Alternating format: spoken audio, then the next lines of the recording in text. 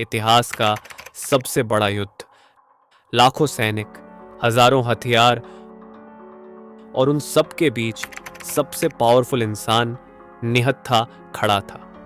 कोई कवच नहीं, कोई तलवार नहीं, कोई धनुष नहीं। ये कृष्ण थे, और वो चाहते तो ये युद्ध एक पल में खत्म हो सकता था। उन्होंने नहीं किया, लेकिन एक पल ऐसा भी आया जब वो अपना वचन तोड़ने ही वाले थे। एक इंसान के लिए सिर्फ एक। वो रुके क्यों, और उससे पहले वो टूटने की कगार पर पहुंचे कैसे? युद्ध शुरू होने से कुछ दिन पहले द्वारका, दो आदमी एक ही मकसद से वहां पहुंचे थे। अर्जुन और दुर्योधन दोनों को कृष्ण का साथ चाहिए था। कृष्ण सो रहे थे, दुर्योधन पहले पहुंचा, घमंड में उनके सिरहाने जा बैठा, पावर की जगह। अर्जुन बाद में आया, चुपचाप उनके पैरों के पास बैठ गया। आंख खुली, सामने अर्जुन था, और कृष्ण ने एक प्रस्ताव रखा जिसने पूरी कहानी बदल दी। एक तरफ मेरी पूरी सेना, दूसरी तरफ सिर्फ मैं, अकेला, निहत्था। मैं इस युद्ध में हथियार नहीं उठाऊंगा। चुनना किसे था? पहला हक अर्जुन का था। उसने सोचा भी नहीं, मुझे बस आप चाहिए। कृष्ण। दुर्योधन की आंखों में चमक आ गई। उसे पूरी सेना मिल गई थी, बिना हथियार वाला एक आदमी उसे बेकार लगा। ये पांडव कितने भोले हैं, उसने सोचा। लेकिन ये सबसे दिलचस्प बात नहीं थी। दुर्योधन को अंदाजा भी नहीं था उसने अभी अभी क्या खो दिया है।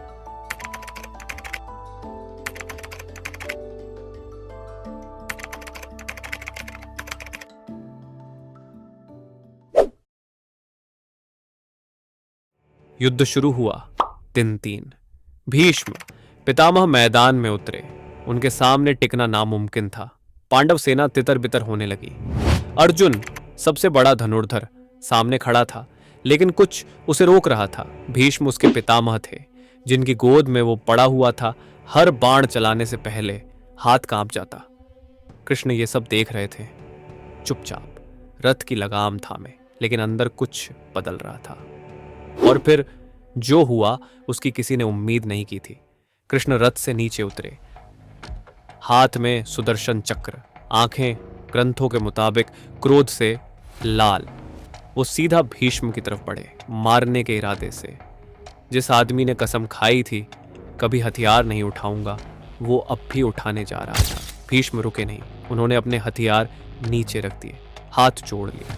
हे प्रभु, आपके हाथों मरना मेरा सौभाग्य होगा। लेकिन तभी अर्जुन दौड़ा, कृष्ण के पीछे, उनके पैरों में गिर पड़ा। रुक जाइए केशव, आपने कहा था आप हथियार नहीं उठाएंगे। दुनिया कहेगी आपने झूठ बोला। ये भार मुझ पर छोड़ दीजिए। कृष्ण रुक गए। एक पल के लिए जिस वचन को पूरी दुनिया अटल मानती थी, वो टूटने की कगार पर था। लगभग कोई इस हिस्से की बात नहीं करता। ज्यादातर लोग बस इतना जानते हैं, कृष्ण ने कभी हथियार नहीं उठाया। सच्चाई इतनी सीधी नहीं थी, और यहीं पर सबसे बड़ा सवाल पैदा होता है। अगर कृष्ण के पास पावर थी और इस्तेमाल करने का मन भी था, तो उन्होंने रुकना क्यों चुना? ज्यादातर लोग यहीं रुक जाते हैं। भीष्म वाली घटना बस इतना ही याद रखते हैं, लेकिन यह पूरी कहानी नहीं है। असली वजह इस पल में नहीं छुपी। असली वजह उससे कई दिन पहले तय हो चुकी थी। एक ऐसे कमरे में जहां कोई युद्ध नहीं हो रहा था, सिर्फ एक बातचीत हो रही थी, और कृष्ण को उसका अंजाम पहले से पता था। इसका जवाब यहां नहीं है, इसका जवाब कुछ दिन पीछे है। हस्तिनापुर का दरबार। युद्ध शुरू होने से पहले की आखिरी सुबह कृष्ण अकेले अंदर दाखिल हुए, शांति दूत बनकर। दुर्योधन, शकुनि, कर्ण सब वहीं बैठे थे। कृष्ण ने कुछ नहीं मांगा जो बड़ा लगे, सिर्फ 5 गांव पांडवों के लिए। दरबार में सन्नाटा छा गया। दुर्योधन ने सीधा मना कर दिया। कृष्ण पीछे नहीं हटे, उन्होंने मांग और छोटी कर दी। ठीक है, सिर्फ 1 गांव। दुर्योधन खड़ा हुआ, सबके सामने बोला, सुई की नोक बराबर जमीन भी नहीं दूंगा। कमरे में मौजूद हर बड़े योद्धा ने सिर झुका लिया, लेकिन कृष्ण के चेहरे पर हैरानी नहीं थी, क्योंकि यह जवाब उन्हें पहले से पता था। कुछ दिन पहले, द्वारका छोड़ने से ठीक पहले, उन्होंने युधिष्ठिर से कहा था, जब तक तुम नरमी से पेश आओगे ये राज्य कभी नहीं लौट आएंगे, न दया से न धर्म की समझ से। फिर भी वो हस्तिनापुर आए, एक दरवाजे के सामने खड़े हुए जो पहले से बंद था, और दस्तक दी, क्योंकि उनके लिए नतीजा मायने नहीं रखता था, दरवाजे पर दस्तक देना मायने रखता था। अब वापस उस पल पर आइए, भीष्म के सामने चक्र हाथ में लिए।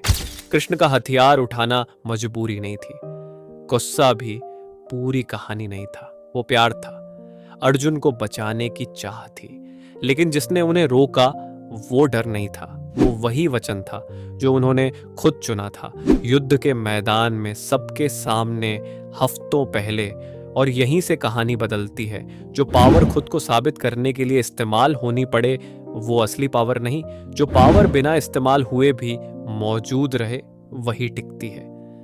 कृष्ण ने हथियार इसलिए नहीं उठाए कि वो कमजोर थे, उन्होंने नहीं उठाए क्योंकि उनका वचन उनकी पावर से बड़ा था।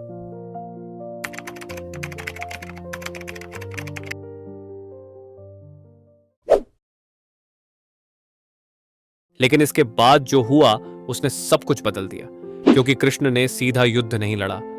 जीत हार पूरी तरह पांडवों के अपने फैसलों पर टिकी रही, किसी चमत्कार पर नहीं। सोचिए, अगर वो दिन अलग होता, अगर भीष्म हथियार नीचे न रखते, अगर अर्जुन एक पल देर से पहुंचता, कृष्ण उस दिन योद्धा बन जाते और दुनिया को एक और महान योद्धा मिल जाता, बस इतना ही।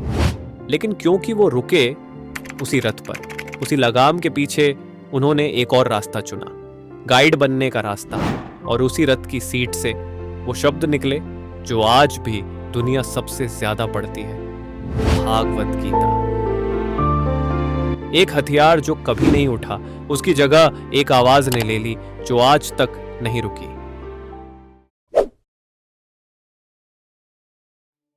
तो जवाब क्या है? कृष्ण के पास पावर थी, युद्ध एक पल में खत्म कर सकते थे, उन्होंने नहीं किया। भीष्म वाले पल में उनके पास हर वजह थी टूटने की, प्यार था, गुस्सा था, मौका था, फिर भी उन्होंने वचन चुना। यही डिफरेंस है, पावर जो मजबूरी में रुके और पावर जो चुनकर रुके। कृष्ण ने दूसरा रास्ता चुना। रथ की लगाम अब भी उनके हाथ में थी, चक्र वापस अपनी जगह पर था और मैदान में धूल फिर से जमने लगी थी। किसी ने नहीं देखा था कि अभी अभी इतिहास के सबसे ताकतवर हाथ ने खुद को रोक लिया था। कोई जयकारा नहीं लगा, कोई जश्न नहीं हुआ, बस एक रथ था, दो आदमी और एक वचन जो अब भी सही सलामत था। तो समय आ गया है इस वीडियो पर पूर्ण विराम लगाने का और इस वीडियो को यही खत्म करने का। If you like the video then please please please don't forget like, share and subscribe. मुझे नहीं पता, सब्सक्राइब बटन को तोड़ दो या फोड़ दो, मगर वो क्लिक हो जाना। So, we will meet in the next video. Until then, goodbye.